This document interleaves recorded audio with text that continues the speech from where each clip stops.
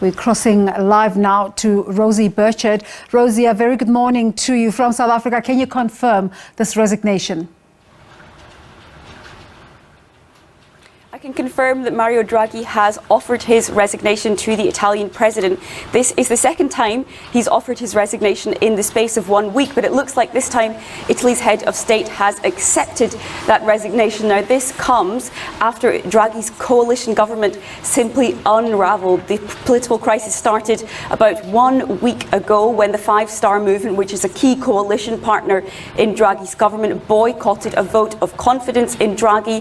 Draghi then went to the head of state to offer his resignation. Then it was rejected. The head of state told Draghi to go back to the parliament to try and check the temperature and see if he could find a way to move forward. Draghi did so yesterday. He went to address the parliament. He gave a speech calling for unity, but the Five Star Movement, which is that party which initially boycotted the vote, said they were unimpressed and unsatisfied by his speech. That means he has lost the confidence of a key part of his coalition, and now he has headed to the Italian president's office to tender his resignation once more. This time it is going ahead, which means Italy is plunged into uncertainty. The likely next step is that Italy's head of state will call snap elections. This is a country which is no stranger to a political crisis. Italy has had no fewer than 6 prime ministers over the past 10 years. So what does this mean for now for Italy? So what it means is that there are question marks over what comes next. Draghi is seen as a stable figure, a safe pair of hands, not just in Italy, but certainly in other European capitals, here in Brussels, in Paris and elsewhere. That's because Draghi himself used to be the chief of the European Central Bank. Italy has got a massive portion of the European Union's post-pandemic recovery fund. Draghi was seen as a very safe figure for managing that large sum.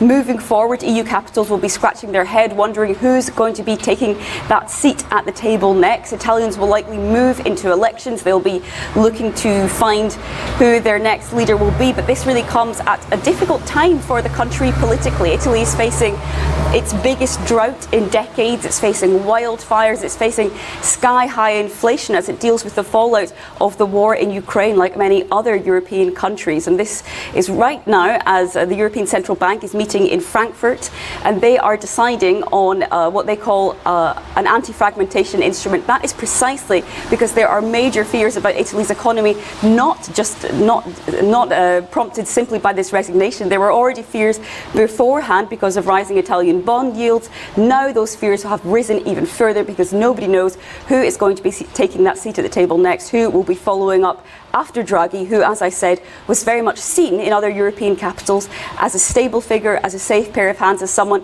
that was respected and well known.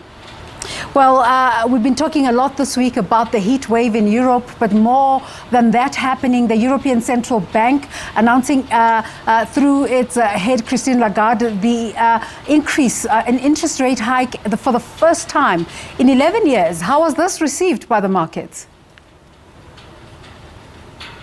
So we are expecting that announcement in the next few hours, but it's very much been previewed. Christine Lagarde, the ECB chief, told us months ago that she planned to raise interest rates by 25 basis points today. The announcement has not officially come, but that's something which is seen as long awaited, and certainly by some it's seen as long overdue. The ECB has been trailing behind some other central banks, the Federal Reserve of the US, the Bank of England, the South African Reserve Bank also. The ECB has not raised interest rate despite inflation being very high. Now they're taking the step. It starts with 25 basis points. There's likely to be a further rate hike when it comes into September. The ECB here is really trying to tread that fine line between putting the brakes on inflation, which is currently about 8% in the Eurozone. That's quadruple the ECB's target. Managing between that and also not tipping the Eurozone into recession. There certainly are fears that a recession may be on the cards, with energy prices spiking and certainly with that looming question of whether Russian gas, which the EU certainly has been reliant on in the past, whether that Russian gas will be fully cut off moving into the winter as Brussels and Moscow trade sanctions and counter-sanctions over the conflict in Ukraine. Rosie Burchard, thank you so much for setting the scene there, updating us. But interesting that this entire morning here in South Africa, we've been talking about a looming interest rate and seemingly a similar case in Europe.